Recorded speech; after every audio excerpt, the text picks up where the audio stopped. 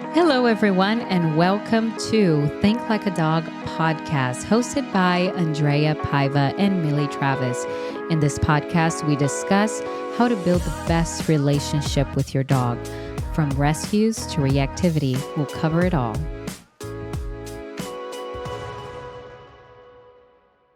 Today, we are doing the Bringing Home a Dog series. We're on part 2, and we have Connor here with us. Connor is one of the trainers at Mirror Image Canine, and he's going to really help us understand the importance of the first month when you bring home a new dog.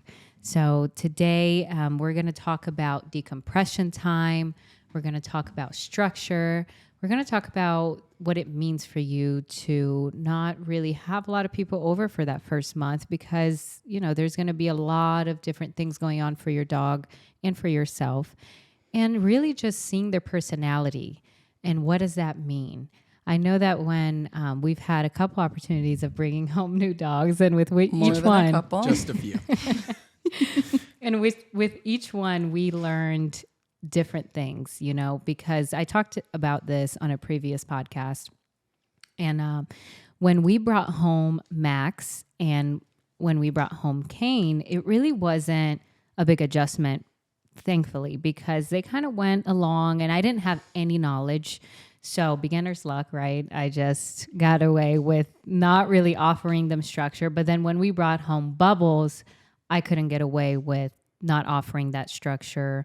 And that's when it really showed when they had that first fight. So Connor actually worked with our dogs several times at day camp. He knows our whole pack and he knows all their personality. Indeed. Yeah. I think I started them after the session. So Yeah. You were helping because you were still too nervous at first to put all 3 of them together. But after we did that first session, I knew that they were going to be fine. So Connor came out and worked with the 3 of them and helped kind of get them back to a little bit of stability. And I love that picture that you posted the other day of Bubbles, no muzzle with Max. Yeah. I loved that. I mean, that took a while to get there. But yeah, I mean, the first month, that's where you're setting the tone for your relationship. That's everything. But that's most of the time where people give a ton of affection, a ton of freedom.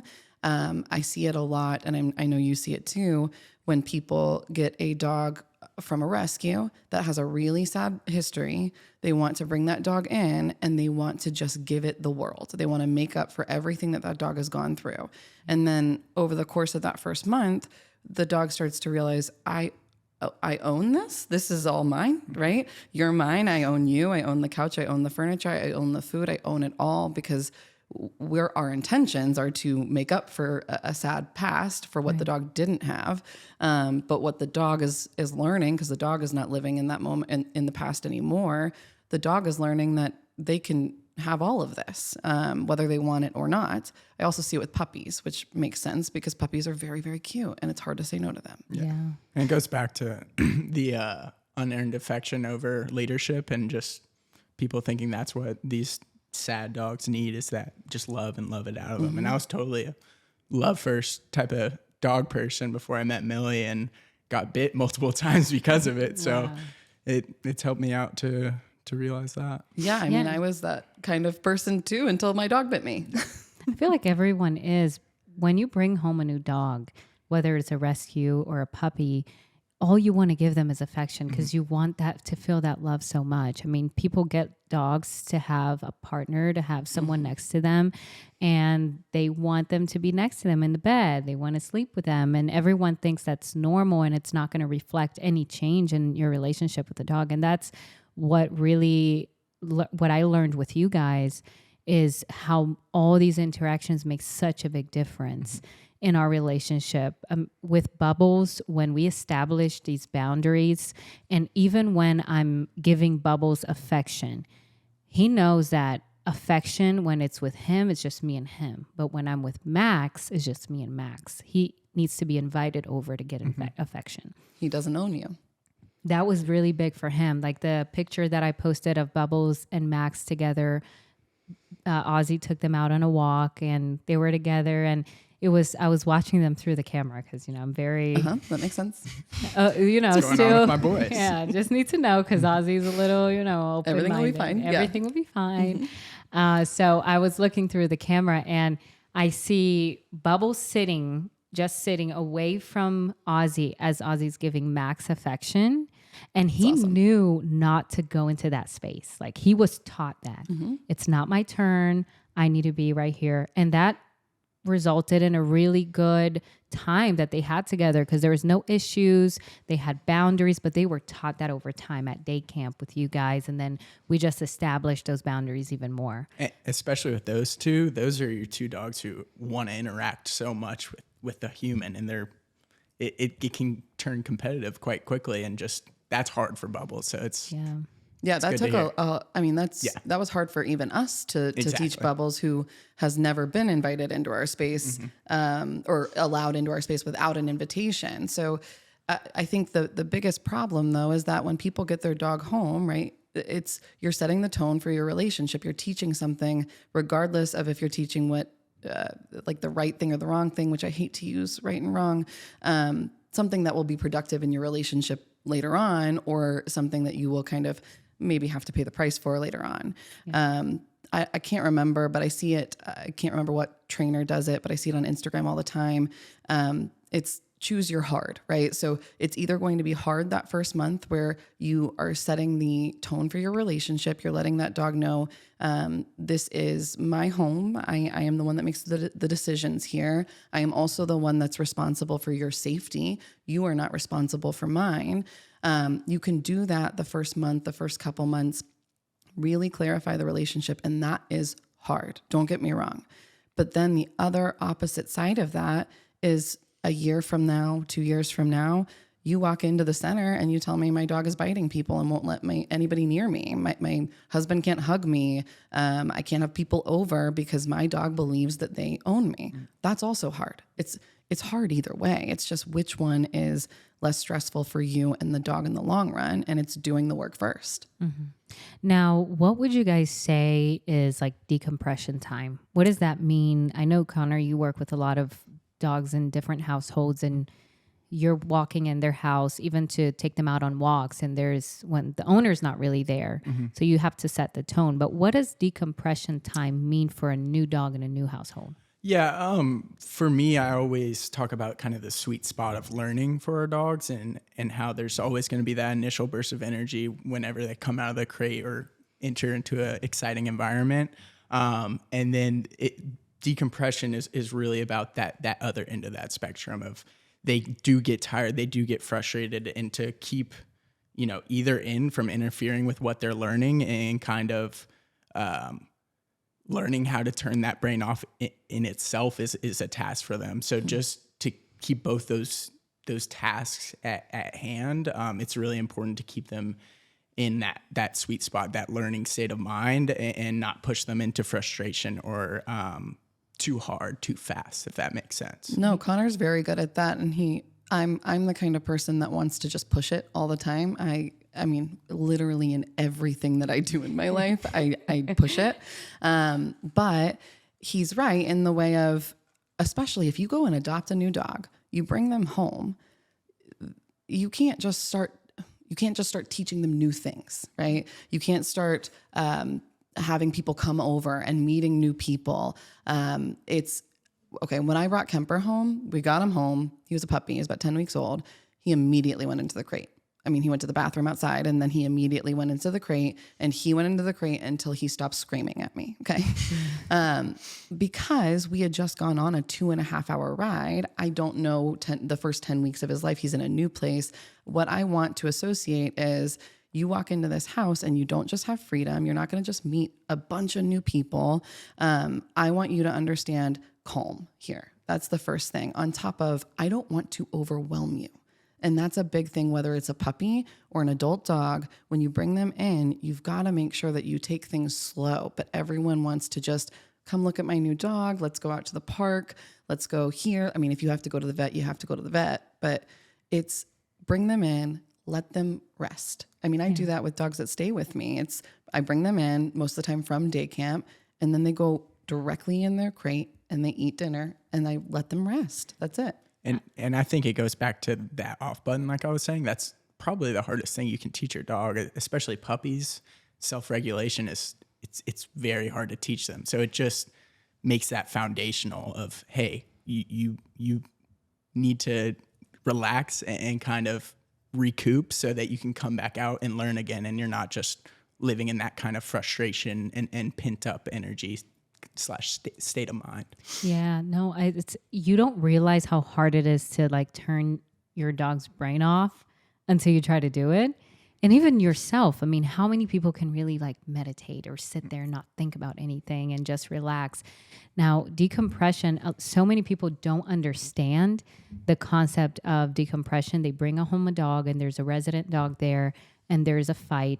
And then they turn around and say, no, this dog's aggressive. I can't have him. It's so many stories that I see. So many people reach out to us because of one initial interaction. They label this dog as aggressive because now you're bringing home a new dog. Your resident dog is not aware or who this dog is. There was no proper introduction. You didn't give them the space they need. And now you're thinking, no, doesn't work out. Let me take them back to the shelter or rehome. It's very important to allow your dogs to meet the proper way. And I'm experiencing that right now. Yep. Just last night, Ozzy and I, we were about to go out, and it was a weird day for us because we were not going to go out. We were not going to do anything, just stay home. And Ozzy said, you know what, let me go pick up some food. It's, totally fine. You don't have to cook. Let's just relax. We haven't done this in weeks. We were really, staying home, following our routine. And last night, Ozzy's like, you know what, let me just go. Let me pick up some foods. Totally fine. As he's driving out, he sees this dog in our street. And this dog is very scared, barking, and she has a leash on her, a whole leash just dragging around. So, just a regular night, we find this dog and we're just going to pick up dinner, and here we are, new dog. So thankfully, I'm very thankful that she did not go into a busy street. We have a very busy street, and we have footage of her almost getting run over by a car. But she stayed in the sidewalk, and we found her. We were able to call her in. We didn't chase after her. That's the first thing that I learned when you find a lost dog. Don't chase after them. Let them come to you. Thankfully, she came to us. We were able to get a hold of her leash. And, the first thing we did was check her out, see if she looks fine, if she didn't have any, signs of any injuries. So after we checked her out, we gave her some food and water. We, kind of stayed calm next to her. We didn't want to startle her because she was very scared. We can see from her body language, her tail's like right under her legs.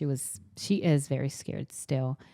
But because we have our rescue, we were able to scan her for her microchip and, see what was going on. So we went through the whole process of figuring out if she has a home. And sadly, the owner declined. They did not want her back, which was heartbreaking, to go through this with her. And she's a very sweet dog. She's just very scared. And we think that she's very young. So we brought her into the same room our dogs are in all their crates. Thankfully, I have an extra crate. So I was able to put her right in there. And we were talking about this too, which was weird because we just ordered a new crate. Every time you order a new crate, another dog shows up, Andrea. Every time. Shout out to Impact Crates for having the magic touch when right I there. first started coming here, there were 3 crates and 3 dogs. Well, it was a weird thing because first Ozzy and I, we were not going to leave the house, just ordered a new crate. And then this dog shows up and it was, I'm just glad that she's in our care right now and we're going to work with her. And she came at the perfect time because we have our Best Chance program that just started. So, this will be out, I think, in a couple weeks, but we just announced it yesterday. And then to talk about this topic today, I mean, I'm sitting on my couch last night at 10:30 and Andrea texts me a picture and she's like, I'm pretty sure I just found our best chance dog. We had just announced it earlier. And I'm like, oh, that, I mean, she's super cute. And I go, wait, that's your garage floor. I thought she was just like somewhere and she saw a cute dog. And then I get a FaceTime and, we talk for a little bit and, I could see a little bit of how scared she was. So, I mean, the whole point is you put her in a crate, you let her rest, you let her decompress, you let her realize, okay, there's a dog to my right, there's a dog to my left. This is food, I've got water, I'm pretty okay. I go to the bathroom out here.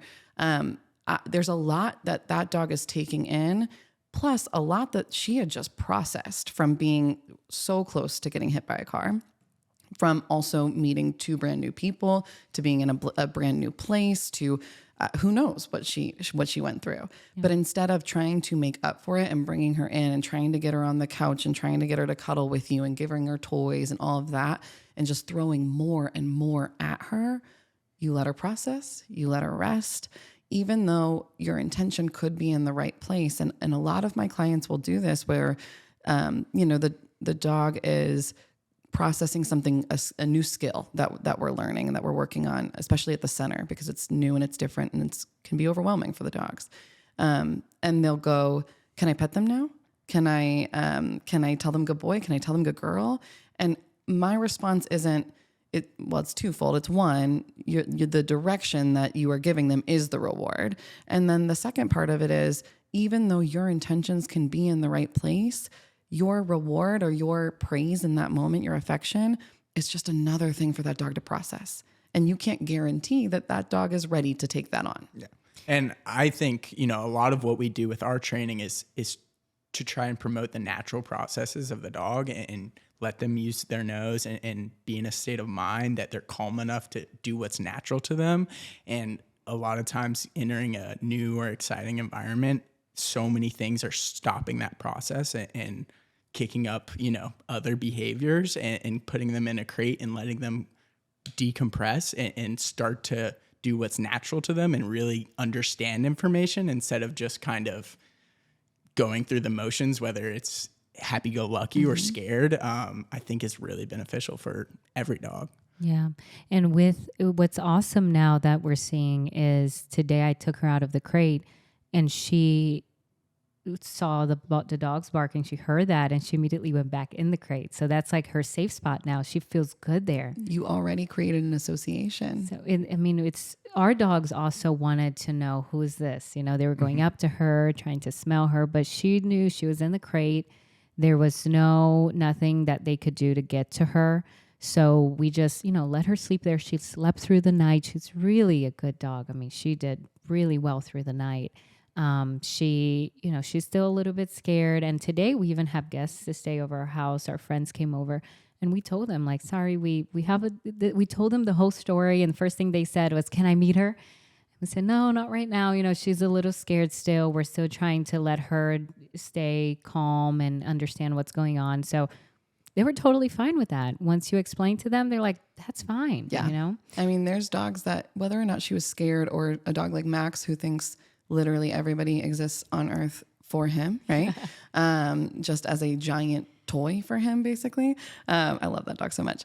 But whether your dog is scared, whether your dog is super excited, you inviting people over, and I'm not saying you don't have anybody over, but you inviting people over and letting that dog go up to them, whether they are going up to them to smell them and get more information about them because they're a little bit unsure and they're trying to kind of suss the situation out, or if they're going up to them because they think everybody is awesome, that's still them making the decisions. You are still allowing them to be in a position where they feel like they have to, or are allowed to make some sort of decision. And most of the time, especially when people get a puppy, that is exactly what they do. That's exactly what they do. Now, the first time that you do have her, obviously, we're going to go meet her after this, but it's not, Connor and I are not going to go up in her face. We're not going to baby talk her. We're not going to expect her to love us right away because we're setting the tone for our relationship. And this dog is going to be staying with Connor And then, if she does not get adopted out before the 30 days and she goes into a foster, that's exactly how we'll introduce the foster. Is there's no talking, there's no touching, there's no eye contact. You are setting the tone for your relationship. So not just the first 5 minutes, but yes, I mean, the first month, the first 5 days, all of it. Every first, I want people to think, how do I want this to go every single time, and have that variable of who is walking into my house change. So how do I want my dog to react every single time somebody comes over? And even if that somebody is my 80-year-old grandmother, or my sister with a 2-year-old, or somebody else with another dog, or somebody who's allergic to dogs, it's not always going to be your best friend who loves dogs. So and it's not always going to be the dog who loves everybody. Not all dogs are Max, It's some of them are scared. And I am a big believer, which this sounds kind of harsh, but we are not God's gift to dogs. I mean, that's not, they don't exist to make us happy. So your friend that comes over and says, I want to meet the new dog, and you say no, and your friend gives you a hard time. I mean, to me, that says more about the friend than it says about you. Yeah. You're advocating for your dog in that moment. Yeah, you have to advocate for your dog, because who else will? They trust you. They're there with your leadership. So you have to be their leader. Now, with our little surprise dog, we're going to name her Sue, by the way. She Susan. after sushi. Sue after sushi, since thanks to sushi we found her. Yep. But she her decompression time is so important, because now from yesterday tonight to this morning, you can already tell she's understanding what's going on. And when I walk in the room, I try to fight the urge to pet her, or because she's still trying to figure out. So every time I try, like if I catch myself doing it, she just curls up like, no, what's going on? She doesn't know yet. So decompression means letting your dog understand what a crate is, letting them be aware that the crate is a safe place, that's their bedroom. And if you have a resident dog, separate them until you do proper introductions. Yeah. Yeah. I mean, it's also making sure that you give your dog time to process, and to make sure that you're not throwing new information at them and we've talked about this in previous episodes too, taking your ego out of it. So just because you think the dog might like something, giving that dog time to not have anything thrown at them, whether it's a good thing, a bad thing, anything thrown at them, because they are in a completely new space and they need a second. Yeah. And you guys talk about tons of structure too. And what is structure? We talk about that so much. I think we can really break it down today. What is structure? How does that even start? Yeah. I had a session yesterday. It was one of my favorite sessions. She said, I asked about structure. Tell me if you've ever gotten this, Connor. I asked, what are these, how is structure like in the house? And she goes, well, they eat at 8:00. I have class at this time. Schedule. Yeah. They think of it as time, right? That's not what structure is. Yeah. I think, going back to kind of what we were talking about before of, the love versus leadership, or in our perspective of that, if you're all affection first, that leadership's still going to have to come in at some point, because at some point that affection in their eyes is not what you think it is. So that's going to cause an issue where you're going to have to provide leadership to either get rid of a behavior that you don't like, or, calm your dog down. And that leadership, after you've set the expectation that it's going to be affection, is harder to give to that dog, because they're expecting affection and whatever other expectations you already laid down. So it's not that we don't want you to ever, give your dog affection. We want you to set the right expectation first, that's clear and that they understand, that's natural to them, and then try to show them what unnatural things are, if that makes sense. Yeah. I mean, it's making sure that you are setting yourself up as what we call information center, right? So your dog is going to move through this world and be unsure about things because this is not their natural world. I want the human to be the thing that the dog looks to of like, hey, how do I how do I perceive this thing? Do I interact with it? Is this a threat? Do we play with this? I mean, what's going on here? But if you bring that dog into your home and you give them everything, right? So structure in my mind equals boundaries, right? If they're allowed to do whatever they want, then in their world, in their mind, they are the leader. So now when they are met with something that they're unsure about, of course, it's up to them to figure it out. And sometimes that can mean, Max jumping on people because he's allowed to do in his mind whatever he wants, because normally he's allowed to do whatever he wants, right? Not anymore. Or it can be, if we just loaded up Sue with affection. I love the name Sue.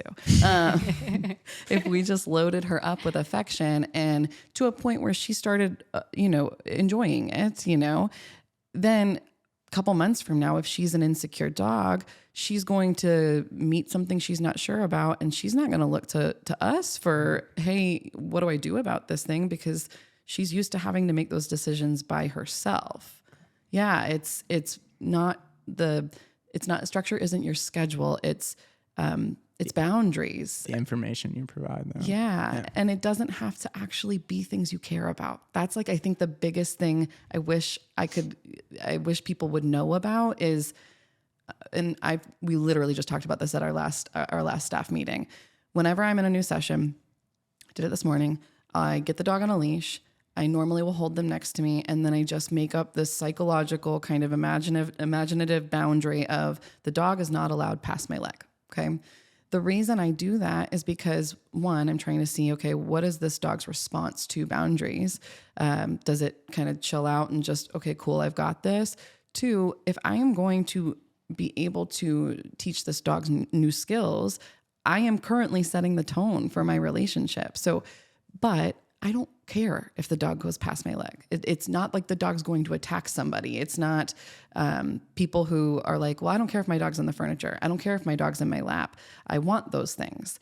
But what you're doing in that moment is you're teaching the dog that they're allowed to have anything that they want. So it's things that you don't have to care about. I mean, I don't care if Kemper's in the kitchen. I do. I do. I've gotten to a point where I've convinced myself that I care. But there are things that I don't necessarily care about. But I still ask of the dog because I want to make sure that the things I do care about, it is normal for them to listen to those things. Yeah. And how many times have we really realized how little boundaries we have in our life? People don't realize how much they need boundaries until you're made aware of it, especially with your dog.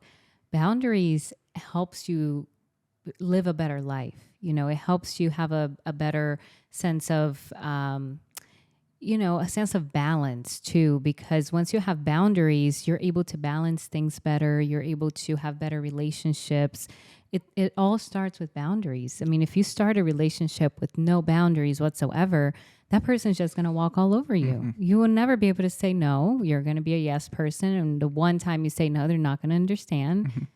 And what that leads to, at least with our dogs and, humans as well, is if you aren't setting that boundary from the jump, there's going to come a time where you have to set a boundary, and it's going to be frustrating on both ends if you haven't practiced setting boundaries, because not only is that dog not understand what the goal is, you feel that frustration as well, and it circles back to our dog, and it's just kind of a downward spiral of frustration. Whereas if you start on the same page from the jump, life's a lot easier.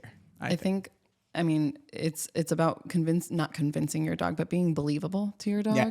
I think the biggest problem that I run into is people think that they're being mean to their brand new dog. And I get that from a human perspective. I get that from, I get it, I think, more from women, just because we're nurturers a little bit more, right? But the problem, it goes all the way back to that choose your hard thing. It's, to me, a little bit meaner to not make sure that your dog has somebody to look to for safety.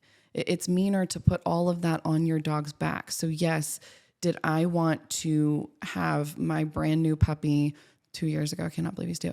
Did I want to have him on my lap all the time? Absolutely, I did. Did it hurt my heart? Does it still hurt my heart sometimes to tell him to go away because he looks at me like, what? Like, you know, but yeah, absolutely. But I fight with myself and I remind myself, this is so that if he ever gets off leash, and when I'm not intending for him to be off leash and something happens and I need to call him back, it's familiar for him to listen to me. I've set myself up to be the source of information, to be the one that keeps him safe, because I am practicing that day in, day out, and I have practiced it from day one. It's a fight all the time within my brain, my heart. It is a fight, but I'm assuming this is what parents think, when they're raised. I don't have kids, but it's the same thing. You give boundaries to your kids so that you raise good humans. Yeah. Give boundaries to your dog so you raise a good dog. Yeah, I think you say this all the time, Millie. I think it's what's fair to both sides of the relationship, right? Like, it's that frustration that I was talking about just a second ago, like the implications that causes is not fair to the human. It's not fair to the dog, and it just creates confusion and it leads to rehoming. Exactly. Sometimes. It's a downward spiral, and keeping it fair and consistent as well, I think, is paramount. Well, you and I have both had clients. I know I've had so many that end up asking me about rehoming because they didn't want to do. It's not that they didn't want to do the work. Sometimes it's that they just didn't know to do the work. Mm-hmm. They didn't know what work needed to be done. And now their dog is in a situation, or them and their dog are in a situation that is potentially dangerous to either the dog or the family, because of how they spent those first couple months, or how they've spent sometimes those first couple years. So the implications of not setting the correct tone for your dog, or at least not shifting it when you do know better, right? So you can't do better until you know better, but not shifting it when you do, it only hurts you and the dog. Like, nobody else is paying the price. And those boundaries that we talk about, it's ultimately for safety. It's ultimately for, whether it's our mental health, the dog's mental health, it comes down to a threshold of it's gonna be safety or, not, what I mean? That's kind of what I have in mind when I say there's gonna have to be a boundary at some point, because at some point there's gonna be a safety concern. And that's why we do what we do. We love dogs and we want them to be safe and secure. Yeah, totally. And that's what a lot of people end up wanting to rehome too, is because it comes down to safety. The dog bit someone. Mm-hmm. The dog fought the other resident dog, and it just comes down to that. But people don't understand, when you have a dog, the same life skills apply. Set your boundaries. Don't just think about yourself. Think about this other living being that's looking at you for information. Yeah. And everything. And like you said, you have to choose your heart. In life, you have to choose your heart. Either you're going to go to school and follow your passion. You're going to go through that hard time, and then eventually you're going to get your dream career, or you're not, or you're going to go the opposite of that. You're going to have fun and not care. And then you're going to have to deal with the hard part that comes after that. So you have to choose the hard with life, with your dog especially. You're going to either provide them structure now, and you're going to build that foundation now, or you're going to have to deal with the consequences later, which comes down to safety for you and your dog. You're going to be stuck with a dog that's, that has no ability to follow your direction. They're going to be scared. They're going to feel like they have to make every single decision in your relationship with them. And we see this so much. That's why the shelters are crowded. That's why people like the previous owner of Sue, they don't want her back. Right. Oh, they don't. Who knows? But yeah, I mean, there's no structure. There's no balance. They don't think about the foundation. So yeah. And think about this as a dog trainer. I don't even have my own dog, and a lot of that. Well, now you do. Now I do. But a lot of that is for what we're talking about right now, is that I don't feel confident enough in my ability to set that first month up to where I know I want the relationship I want to have with my dog. I know that I'm not necessarily in a place to provide everything that I want to. So I'm not going to become one of my clients. You know what I mean? Like that's not a bad thing. Like I just know better. So if I can't do better, then like Millie said, I don't want to put that on my dog. And we talked about that last episode. You know, if you have to think about it, goes way more into, oh, this is such a cute dog. Let me bring him up. Or can you provide the structure? Are you going to be able to tell them no when they have puppy eyes? Well, can you, I mean, for younger people, can you provide veterinary care? Exactly. If an emergency situation happens, what happens if you have to move? It's all of that. So the fact that, you know, you are hesitant to get a dog and this is, it kind of works in a lot of different dogs' favor because they're going to be staying with you to help kind of through this process and then find a forever home. But I think practically, I think it would be helpful just to rattle off a couple quick tips of what I would kind of look for in a first month with a new dog. First thing that people don't think about, structuring food. So all of my dogs that I got from shelters, they all came to me either a little overwhelmed or maybe a little bit sick. So they kind of wanted to free feed on me, every single one of my dogs. They had their food in their crates for 10 to 15 minutes. If they didn't eat, I took it up. I offered it later on if they needed medication if they needed food to have their medication, but it wasn't a free for all ever. They were not allowed on furniture.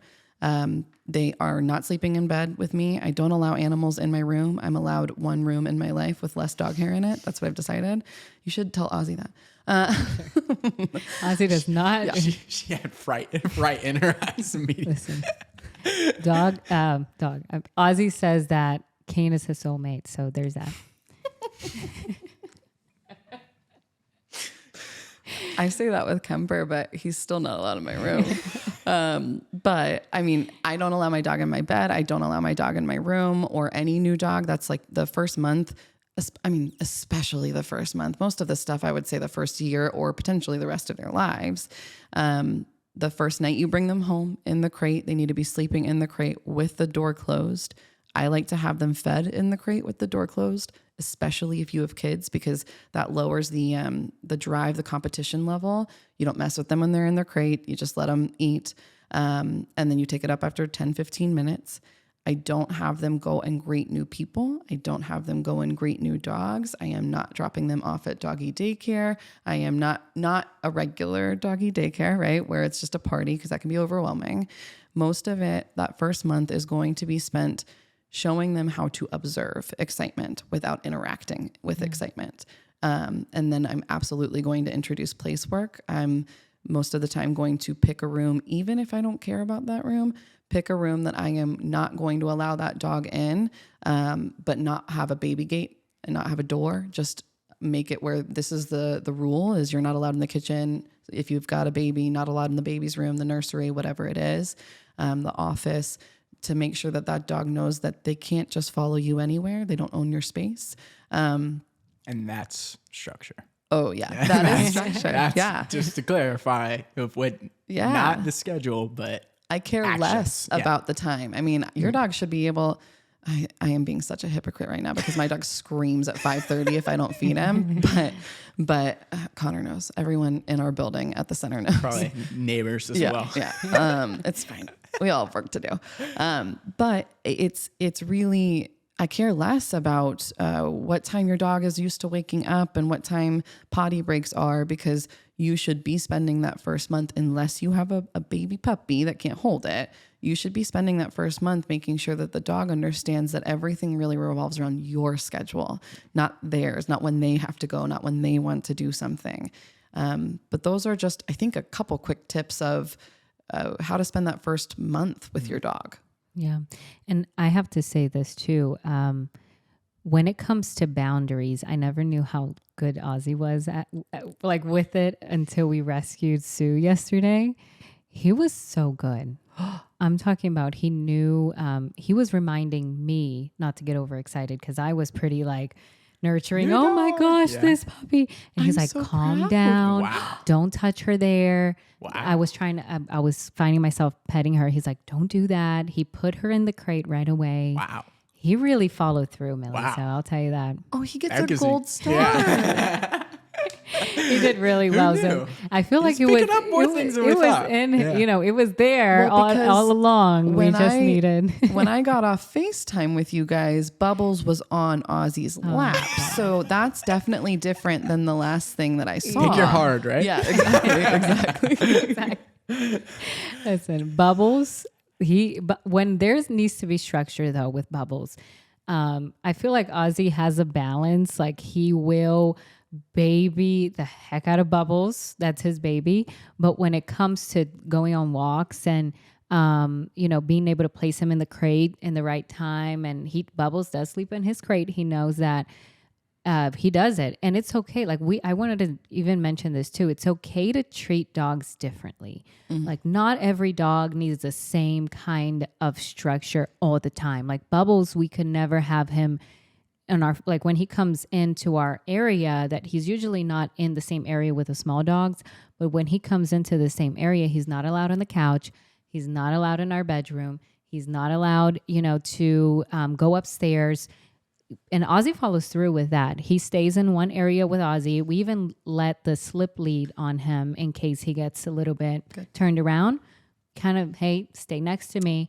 But Kane is different. Kane is like, we're a little bit more open with Kane. And when I mean Ozzy.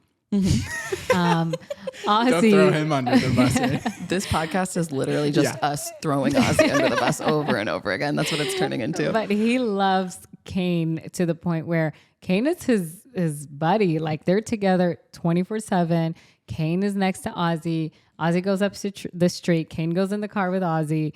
It's like, all right, But I try to be the one that balances that relationship. So I come in and I said, okay, time for Kane to go in the crate, for him to have that decompression time too, because I can see Kane getting a little bit overwhelmed when Poochie, our little dogs, and Louie are in his face all the time, and they're obsessed with Kane. So I try to, pull him away from that environment, and I feel like he wants it sometimes. Like when I pull him away, he runs in his crate. He's like, please close that door and leave me alone because I'm tired of you guys. Yeah, that dog loves to decompress. Also, one day we are going to have to talk about Poochie. Oh, okay.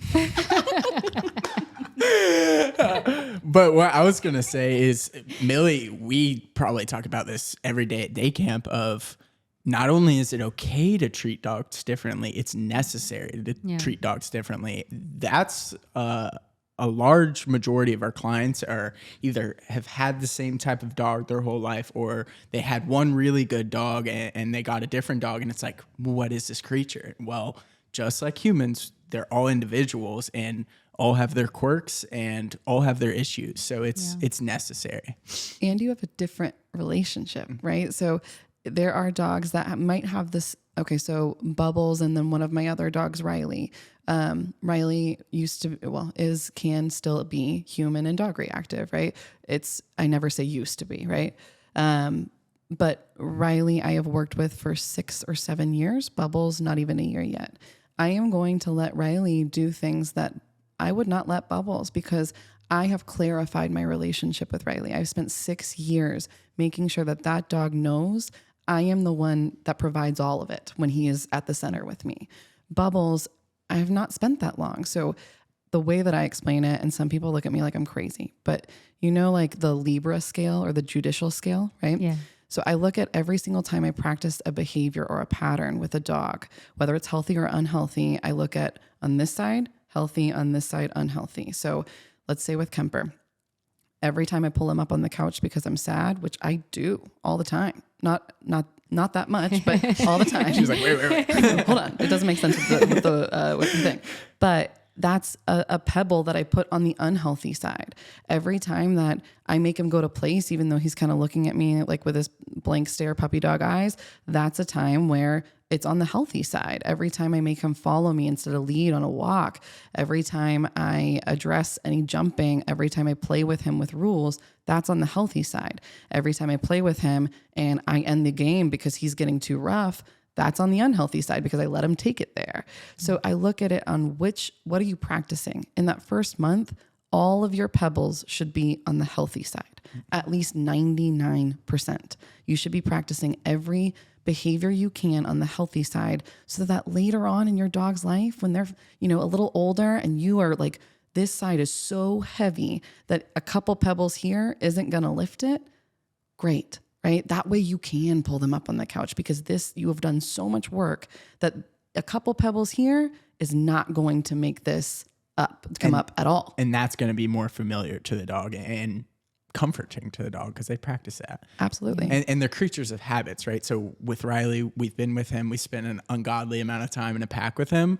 We know what makes him tick. We know how he reacts to things. We know what he feels good about, what he doesn't feel good about. So that confidence that we gain from just that information is huge. Just and it goes all back to why we call our company Mirror Image Canine. It's that energy alone is just like I was telling a client today before I walked into a pack of dogs, I was totally the person who's like energies for voodoo people. You know what I mean? Like that's not a real thing. And then I walk into a pack of dogs and that's the realest thing there is in a pack of dogs. That's all they feed off of when there's that much going on.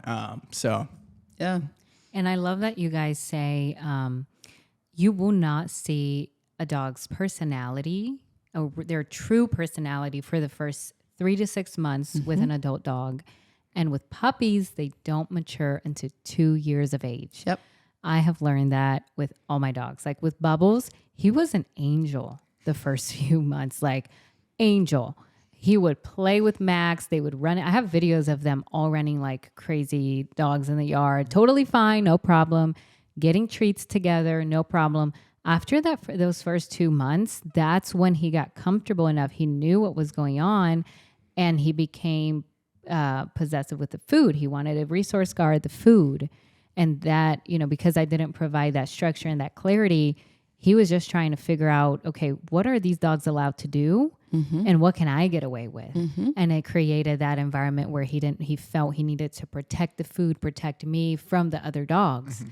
And with Max, we got him with 6 months old.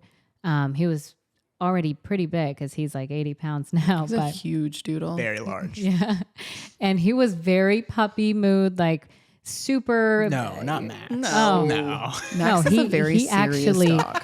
Okay, so Ozzy left him alone for 2 minutes in the morning. Ozzy, you're losing another point. He left him alone in the garage and walked away. And when he came back, that Max had chewed the bumper of his car. When I tell you, Ozzy sent me he just sent me a picture of the bumper, and he said, "Oh my goodness!" He said, "This is." He's like, "Oh, you're the one who's gonna pay for this because you wanted to have Max." And I'm like, "What just happened?" I just woke up. I opened my eyes and I see the chew marks on it.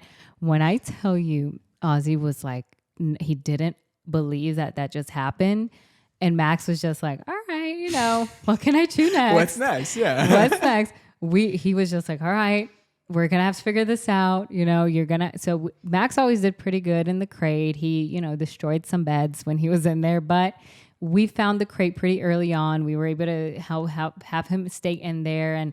But that was our big learning curve with Max. Like we can't just leave him loose for a minute or two and think nothing's going to happen. He's a puppy. And he was very puppy. His personality was very puppy-like up until a few months ago. Now I see him mature a little bit more. He's like a year and a few months. And he's been way more mature. And you guys tell me this too. At camp, he's showing a lot more maturity with other dogs. He's always been mature at camp. Like he's serious. Like since day one, he's been an angel at camp. Oh, Max. Really? He knows how to play the game the right way. You know what I mean? He knows. He's smart for his own good. He's very smart dog. But we see too, he knows how to behave a lot better with other dogs. He knows how to follow my lead a lot better. So he's showing a lot more maturity. But we got him at 6 months, we thought, oh, he's supposed to know these things. We can leave him alone. We can get away with a few things. Well, we later on provided that structure for him, and he picked up on it, but now it's really paying off after that maturity level hit, and he's gotten some structure. We build a foundation with him, and it's awesome. Max is awesome. He's right a now. really cool dog. Yeah, he's doing really good. Going back to just like the amount of time it takes to see a dog's true personality, what I tell people, like with evals especially, like think about going to a concert or a Braves game, whether you're acting more forwardly or you're shut down, you're not acting like you do at home. And but if you went to a concert every day of your life, then you'd start to more and more, and that just kind of shows you in your human brain, like, oh, that's what you mean by my dog's not coming out of their shell all the way. I mean, that's why we have the color system at camp, and that's why we make it very fluid too. So, a dog can come in their first day, be a little overwhelmed, and we can be like, this dog's a yellow, not a red, right? But then maybe when they're feeling a little bit more comfortable, we can start to see a little bit more forward behavior. But that's, the exact reason why we make sure for newer dogs that we do not know very well, they don't get away with a lot. They're when they're with us, probably that first month, it's constant structure. Now that's not unfair to the dog. It doesn't mean that there isn't time for them to make a couple decisions, but we base that off of their age, off of how long we've known them, off of what we know that the parents are or are not working on at the house. So if I know that my client is not working on crate training at the house, I am then going to make sure that I now have to make up for the work that you are not doing when your dog is with us at the center, because I have to clarify my relationship with the dog in order to keep everybody safe.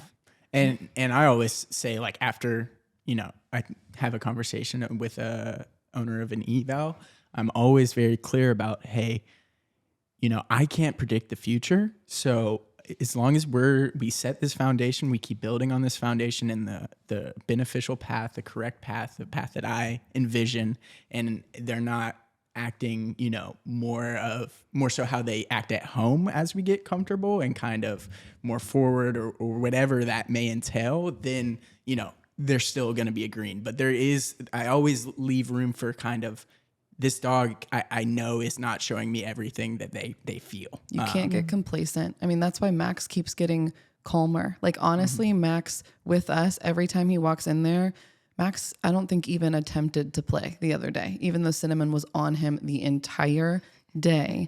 Max was just kind of walking around, following us, smelling things like that. He's getting calmer every day he walks in there, because that's always been the association. So now we have to do less and less. Like, not that I don't pet him and talk to him and stuff like that, but I barely notice him when he's out. Awesome. He's probably one of the 4 or 5 dogs that I can open that gate, take the leash off, and just let him go. That's awesome. I would have never thought Max would have gotten to that point. I was about to say, think back. I just think back to, your videos of him just barking at you, nonstop. And I'm like, I don't, like, other than walking in their room, I don't know if I've heard Max bark, just a completely different dog. He's great for evals. I can't even let Kane in there without a leash. I can't, I have to make sure Kane and Bubbles get worked right when they first start. But Max is just like, cool, great. I know what the expectation is here. It's crazy to see their personalities come out. You really know, you can really see your dog's personality truly after those first 3 to 6 months. That's when you start to really get to know who they really are and how much information they took in. It really starts to show. And thankfully, a few months after we had Max, we found you guys, and he was able to get that structure. And now he's a different dog. He's not the dog that chewed the bumper in Ozzy's car. That's for sure. Yeah. But even if let's say you adopt a dog who's maybe a little nervous. That's what I did with my previous dog, Jabroni, right? He was at the back of his kennel at Cobb County, and he was shaking. I adopted him. A month later, I brought out a muzzle because I couldn't do his nail trim. He knew what the muzzle was. It was not the same dog I adopted. He was very forward. He was very in your face. He was very showed a lot of claiming, and was not afraid to bite you, right? Mm-hmm. But the reason that happened was because of how I spent that first month. So it's, yes, your dog's personality will come out, but it's also you are influencing that personality in that first month of what behaviors are going to be shown in 30 days from now, in 60 days from now. And that's why we have an entire episode that we're going to talk about fostering, and, introducing to housemates is going to be the next episode. But for fosters, that's why I take it so seriously, of how you're spending your time with this dog can directly influence whether or not they find a home. Yeah. And it all goes back to even those fundamentals of building a new relationship. We don't think about that. But even when you meet someone and you're just getting to know each other, the boundaries you set, the tone that you set for the relationship. Whether you know it or not. Yeah, it's going to set the tone for the rest of the relationship. You can't have a certain way that you're acting around this person for the first month and not expect them to treat you a certain way after that, right? You have to understand boundaries need to be set. You need to be able to tell them no when you feel uncomfortable. You need to be able to have conversations. You need to be able to turn your brain off for a moment and be by yourself. You can't just be on top of this person 24/7. What is that going to create? An unhealthy relationship. Right. Yeah. I'm really excited to see Sue's personality come out and see how she does with other dogs, see how she does at day camp, overnight, in your house. I'm so excited to just kind of see her progress. I know we have the foster application on Aussie Albie's website. Yes. Yep. Foundation website. So if you are interested in applying for fostering, please go fill out the application. Connor will be doing an initial introduction after 30 days to whatever foster we pick for her. We're always going to try to pick one that works best with the dog and your setup and your family to make sure nobody is overwhelmed. But please go apply, and we'll give you a good dog, I promise. Yeah, and what the best chance program that we're starting is so awesome, because we're taking this dog and we're giving them that first month foundation for you. We're doing all the hard work for you, and when I say we mean Connor. Yep. At least you're honest. Exactly. And that dog is going to learn the structure, learn the foundation. We're going to get a better idea of their personality to place them in a home. Our goal with this program is to give them the best chance once or for all, a great adoption, and they can stay in that home, be there forever home. A lot of dogs, they get adopted. The owner doesn't know much about structure, about foundation, and then it falls through. The dog goes back in the shelter more traumatized than ever.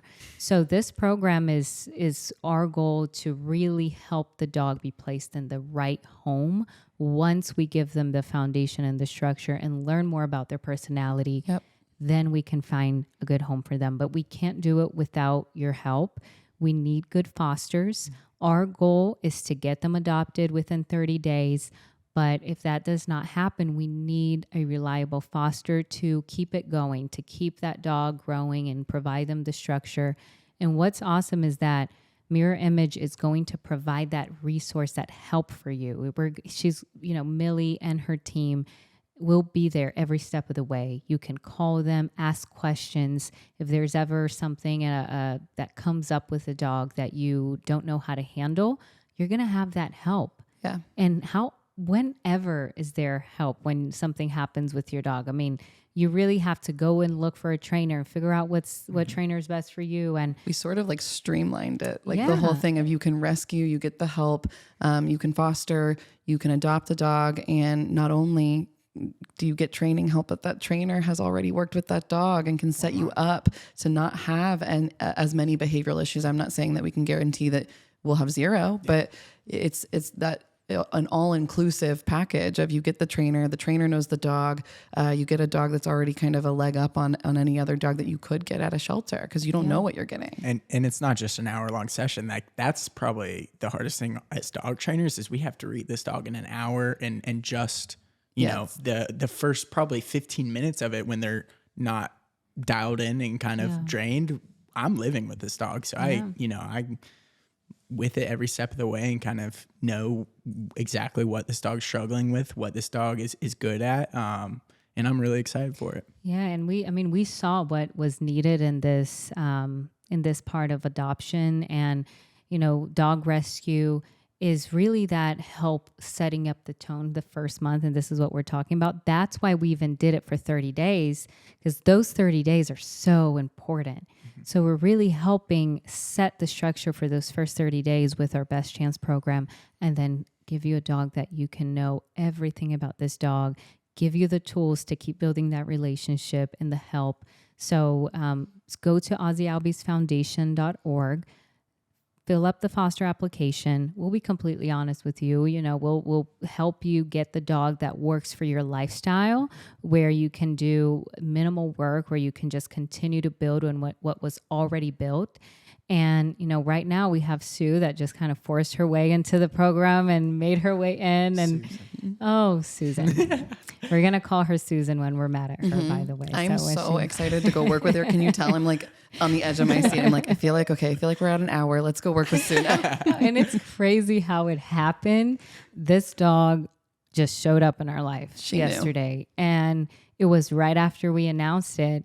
And I'm so thankful that we found her and that she's safe, because it could have went a whole nother way, but it's awesome that she's here now, and we just started this. She's going to be our miracle dog, that just kind of made her. It's a lot of pressure, Connor. It's funny though, because all past 2 years of my mind, I'm like, I'm not going to seek a dog out. Like, I know that's true. You did tell me that. Yeah, I'm not going out of my way to get a dog, because I just not at the point in my life where I want one. But if I see a stray dog on the street, you bet I'm going to get that dog and help it. Oh man, it's crazy. It's crazy. So we're really excited about this program. So help us out, fill out the foster application, and we'll guide you in the right direction. We'll make sure to place a dog with you that can work with your lifestyle, and you're going to keep helping us save dogs. Yeah. So in the next episode, which is going to be part 3 of this series, we're going to talk about introducing housemates. And there's a lot to talk about there. We briefly talked about it today with the first month. But how does that first month look like when you have a second dog? So much more. Huge difference. Yeah. So we'll be talking about that and talk about expectations, how to get those dogs to coexist, different rules and boundaries like we just talked about right now. So yeah, it's going to be a fun one too. Yeah. So thank you so much for joining us. And until next time, and don't forget, practice makes progress. All right. Thanks, guys. Make sure to follow us on Instagram at Think Like a Dog Podcast, and follow at Mirror Image Canine for training tips. If you have any questions, please reach out to us via email at info@thinklikeadogpodcast.com.